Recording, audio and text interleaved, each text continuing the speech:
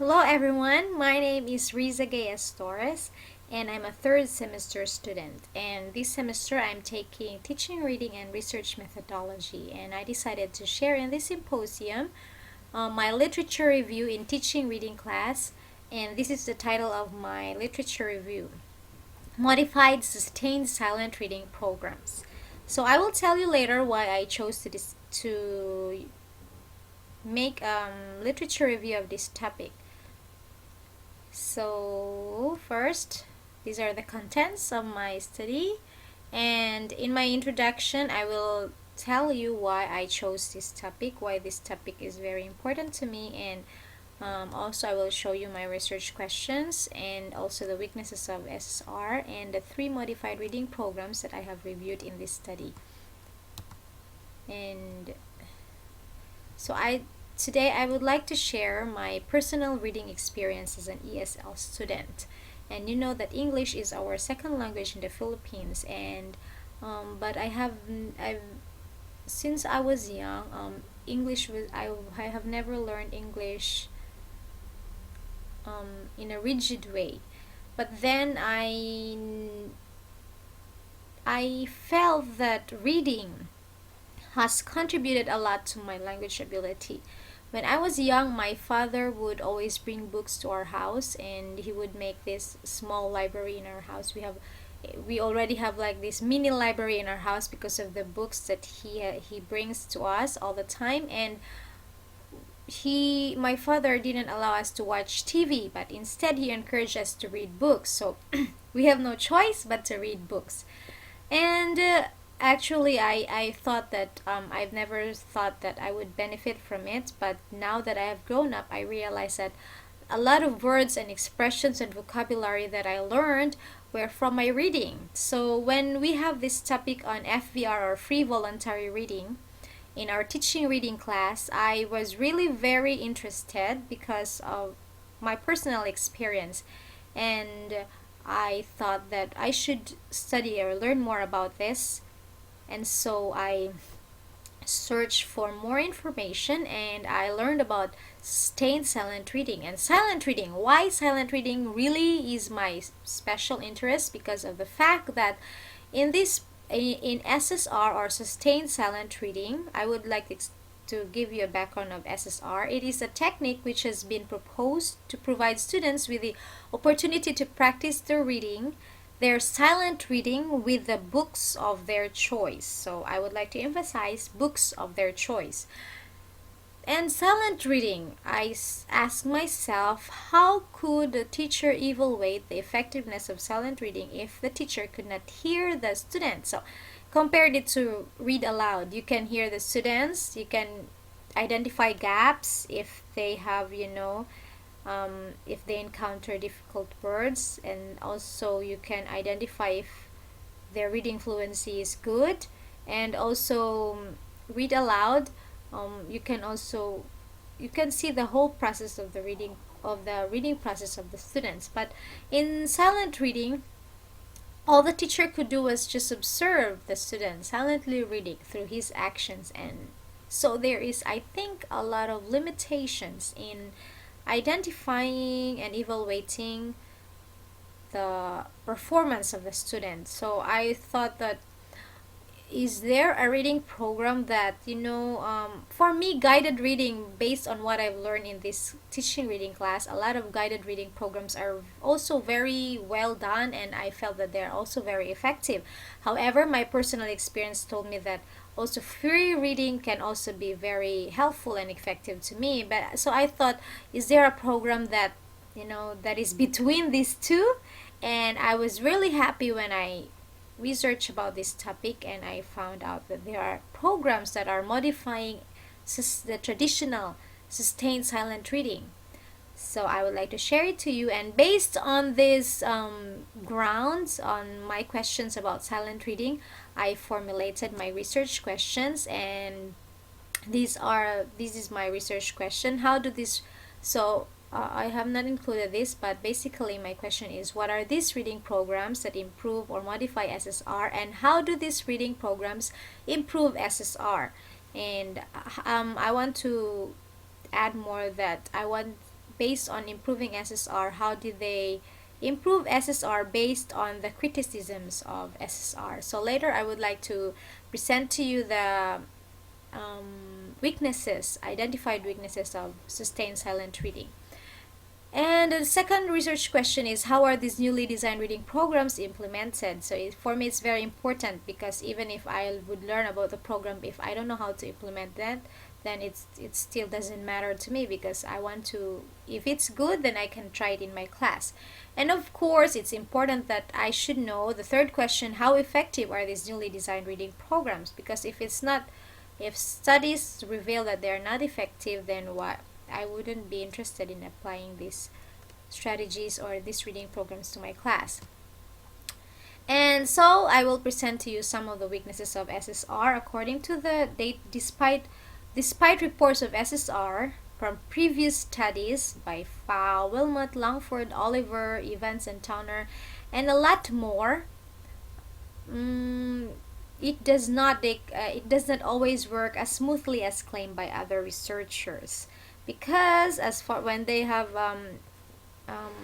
tried to identify the weaknesses of SSR, they found a lot of weaknesses. According to Kelly, Clausen, Grace, they said that students in SSR seem very far removed from the engaged, enthusiastic, and self-motivated students described by proponents of SSR.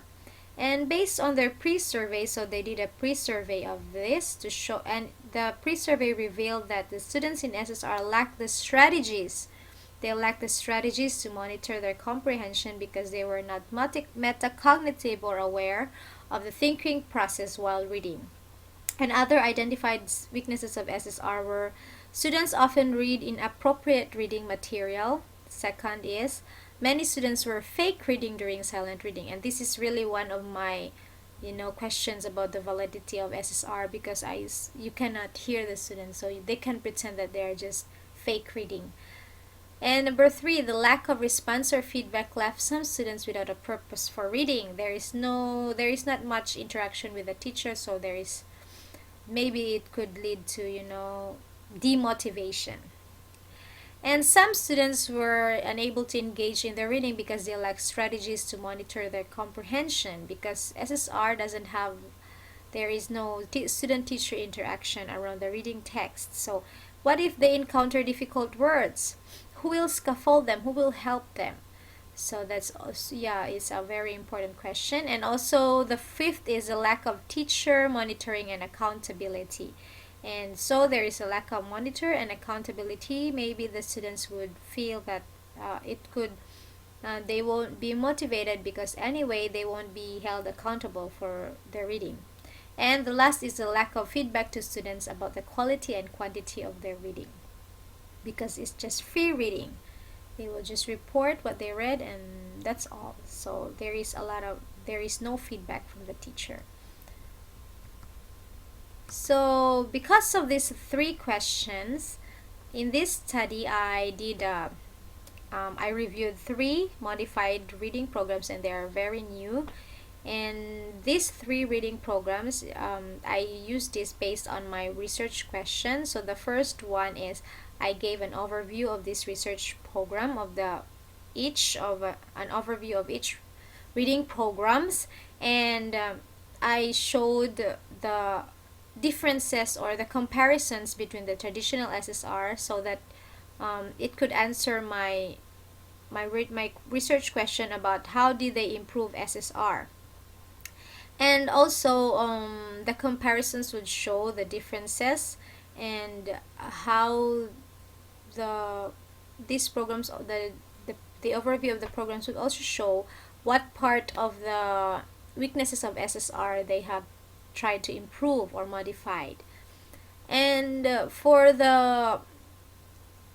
each of the programs that I presented, I also put how to implement these programs, and based on my number 2 questions, research question, is how do you implement these programs. And the last one is, I put each of these reading programs an evaluation, or how this program were evaluated, how effective this program were.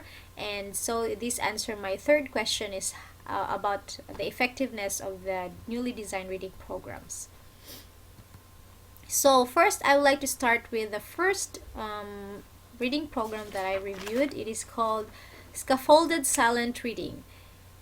So it says here that SCSR redesigned silent reading practice conditions to deal with past concerns and criticism surrounding traditional SSR and puts into practice the recommendations of Worthy and Broaddus about moving oral reading fluency to silent reading effectively. So silent reading. So make sure that in this program the students are their oral reading fluency would be transferred to silent reading practice. So this is a table of comparison of the SSR and SCSR. So I won't explain all of this because it would take a long time, but you can read here that their main differences is the teacher scaffolds, which is missing in SSR. The teacher scaffolds the students in selecting appropriate books, although the students have a choice to select the books, but the teacher gives them strategies or teach them strategies on how to select the right books. And also in SCSR, the books are displayed with a variety of genres and designated for the different levels of reading difficulty. And also one thing interesting about this SCSR is they have this genre reading wheel.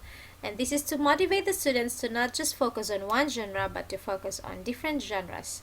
And so they are given a copy of the wheel so that they would be aware if they have been focusing on one genre. So they should try to read another genre.